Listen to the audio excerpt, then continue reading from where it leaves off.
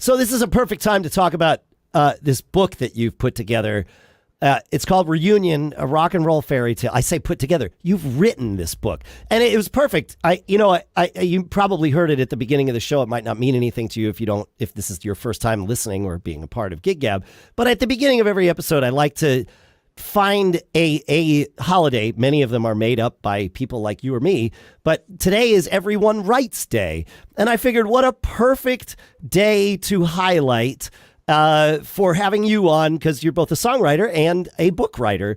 You've written this book called Reunion, a rock and roll fairy tale. I want to let you tell people what it is. Yeah. I was thinking, I love what if stories. I love a good what if stories. I love the idea of an alternate timeline because one little thing happens. And I was in New York. I was actually walking around Strawberry Fields, looking at the Dakota. And I thought, what would it have taken for John and his killer never to have met? John could have spent like a little more time in the studio listening to a couple of extra takes.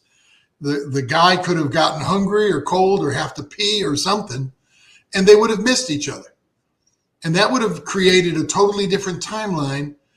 And that it was during the pandemic, and everybody was writing songs over Zoom. And I don't like writing songs over Zoom. So I was saying, what am I going to do?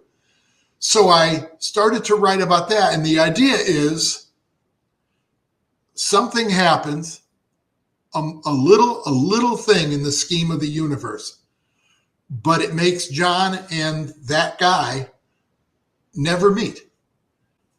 And now it's 20 years later, and something else happens that makes Paul decide it might be time to get everybody back together. They haven't seen each other in years and years.